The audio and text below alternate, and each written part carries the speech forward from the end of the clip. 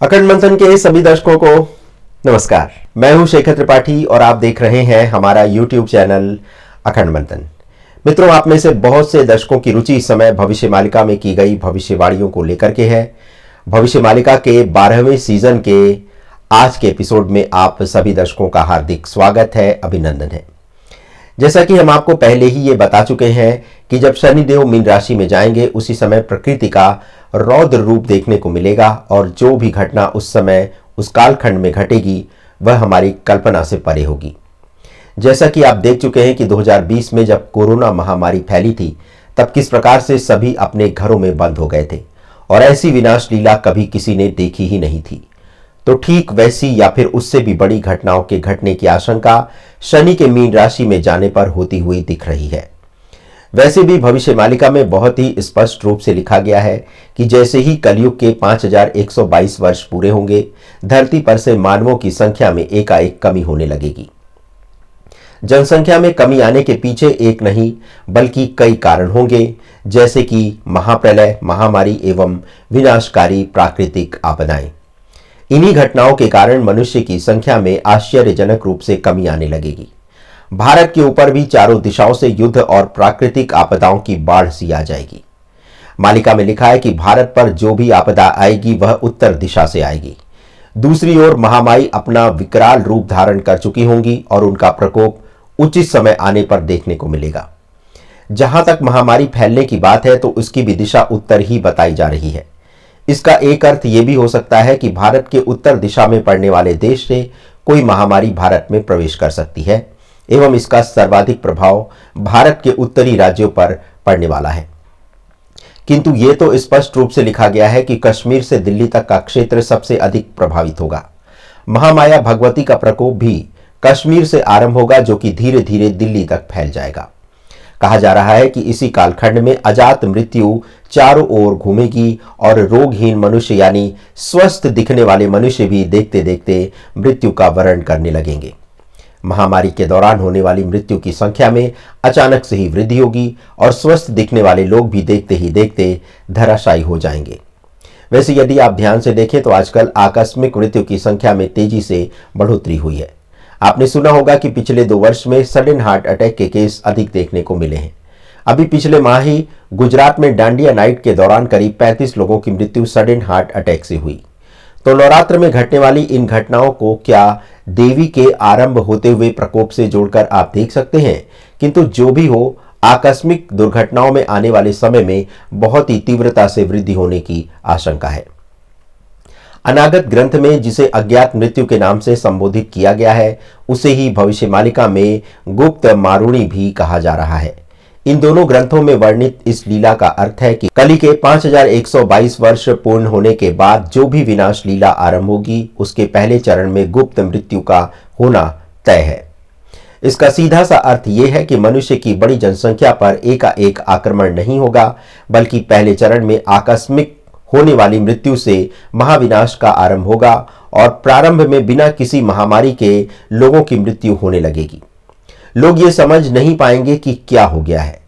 आपको अपने आसपास भी ऐसी कई घटनाएं देखने को मिलेंगी जिसमें आपको पता चलेगा कि एक चलता फिरता स्वस्थ मनुष्य भी काल के गाल में समा गया।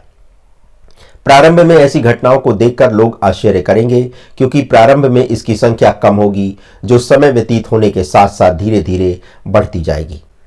अज्ञात बीमारियों या फिर अज्ञात कारणों से मारे जाने की घटना का आरंभ 2024 से ही हो जाएगा। मुश्किल बात यह होगी कि डॉक्टर भी इस बात का पता नहीं लगा पाएंगे कि मृत्यु का कारण क्या है। कहा जा रहा है कि जैसे फूलों के गुच्छे होते हैं वैसे ही मानव भी गुच्छों के रूप में लय होकर मृत्यु के मुख में समाने लगेगा। इस घटना का प्रमाण भी उत्तराखंड के हरिद्वार के निकटवर्ती गांव से अभी से मिलने लगा है। यहाँ एक रहस्यमयी बुखार के कारण कई लोगों की मृत्यु पिछले एक पखवाड़े में हो चुकी है। मरने वालों में 32 वर्षीय एक डॉक्टर भी सम्मिलित है जो स्वयं ऐसे रोगियों का इलाज कर रहे थे जो किसी अज्ञात बुखार से पीड़ित थे। उत्तराखंड में फैले इस रहस्यमय बुखार के कारण मरने वाले लोगों में हर आयु वर्ग के लोग सम्मिलित हैं। तो आरंभ में ऐसी घटनाएं छोटे पैमाने पर ही होंगी जो धीरे धीरे अपनी गति को बढ़ाने लगेंगी। जैसा कि भविष्य मालिका में लिखा है कि महामारी फैलने का आरंभ भारत के उत्तर दिशा से होगा और उत्तराखंड भी उत्तर दिशा में ही पड़ता है और यहाँ रहस्यमय बुखार वाली महामारी अभी छोटे पैमाने पर आरंभ हो चुकी है। विशेष बात यह है कि ये बुखार डेंगू मच्छर के काटने से भी नहीं फैला, क्योंकि डेंगू की रिपोर्ट सामान्य ही आई, किंतु डॉक्टर इस बात का पता नहीं लगा सके कि आखिर ये बुखार किस कारण से आया और इतना गंभीर कैसे हो गया कि इस बुखार से लोगों की जान जाने लगी। जैसा कि भविष्य मालिका में लिखा है कि जिस समय 25 अंक होगा, शनि मीन राशि में कलिकाल का अंतिम गोचर कर रहे होंगे, तब प्रभु के भक्तों की शक्ति और कला का प्रत्यक्ष प्रकाश होगा। उस समय इन्हीं के द्वारा असंख्य लोगों को सुरक्षित स्थानों पर ले जाया जाएगा, क्योंकि चैत्र मास के 13वें दिन से लाखों की संख्या में लोग मरने आरंभ हो जाएंगे। इसका सीधा सा अर्थ यह है कि यदि भविष्य मालिका की गणना पर विश्वास किया जाए तो 2025 में जब चैत्र नवरात्र आरंभ होगा तो उसकी त्रयोदशी तिथि से ही मृत्यु का महातांडव आरंभ हो जाएगा। किंतु इसी दौरान भक्तों के साथ भगवान की लीला आरंभ हो जाएगी, क्योंकि भगवान की प्रेरणा से ही भक्त लोगों को सुरक्षित स्थानों पर पहुंचाना आरंभ कर देंगे। अब एक प्रश्न ये उठता है कि आखिर ऐसा क्या होने वाला है कि लोगों को सुरक्षित स्थानों पर पहुंचाना पड़ेगा। तो यदि इस संकेत का अर्थ समझा जाए तो ज्ञात होता है कि या तो कोई ऐसी प्राकृतिक आपदा आने वाली है जिसमें से लोगों को सुरक्षित स्थानों पर ले जाना पड़े, या फिर किसी ऐसे विशेष क्षेत्र में ऐसी कोई महासंक्रामक बीमारी फैल जाए जिसमें स्वस्थ लोगों को संक्रमण से बचाने के लिए स्थान परिवर्तन करना पड़े। जो भी हो, ये बात तो सत्य ही है कि दोनों ही परिस्थितियों में मनुष्य को अपने प्राण बचाने के लिए हर प्रकार के प्रयास करने होंगे। इसके बाद आपको बताते हैं आगे की कथा। तो भविष्य मालिका में लिखा है कि जब कलयुग का 5128वां वर्ष आरंभ होगा तो कल की भगवान उत्कल यानी ओडिशा से महासंग्राम का आरंभ कर देंगे। यदि समय की ठीक ठीक गणना की जाए तो ये समय 2026 के चैत्र नवरात्र के आसपास का रहेगा, और इसी दौरान महाप्रभु अपनी संहार लीला का पहला चरण आरंभ करेंगे। 2026 में ही चैत्र मास के बाद जो आषाढ़ मास आएगा, उस समय एक आश्चर्यजनक घटना घटेगी। अनागत ग्रंथ में लिखा है कि 2026 के आषाढ़ माह में ही पुरी के संबलपुर के पारादीप क्षेत्र के मध्य आसमान से मछलियों की वर्षा होने लगेगी। जब मछलियों की वर्षा होगी तो उस दौरान खेतों में खड़ी फसलों को भारी क्षति पहुंचेगी। ये वह समय होगा जब खेतों में खड़ी फसलों को नुकसान पहुंचने के कारण 2026 में अचानक से अनाज के उत्पादन में कमी आ जाएगी और भुखमरी का यही पहला चरण आरंभ होगा। यह भी लिखा गया है कि यही वह समय होगा जब रुपए से अनाज नहीं मिलेगा। इसका सीधा सा अर्थ यह है कि रुपए की कीमत घट जाएगी और सबसे कीमती वस्तु अनाज होगी।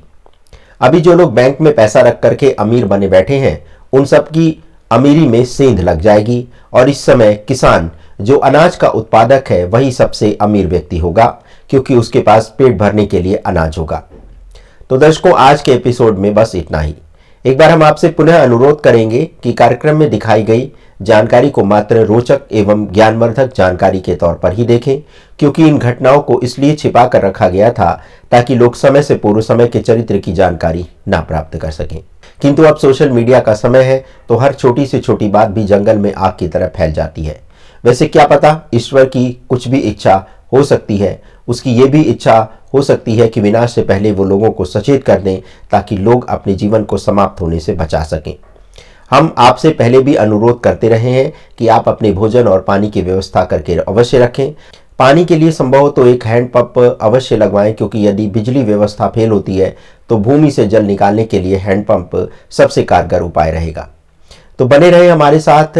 भविष्य मालिका के अगले एपिसोड में मिलते हैं कुछ नई रोचक जानकारियों के साथ, और इसी के साथ हम आपसे अनुरोध करेंगे कि यदि आपको हमारा कार्यक्रम अच्छा लगता है तो आप इसे लाइक, शेयर और सब्सक्राइब करना मत भूलिएगा।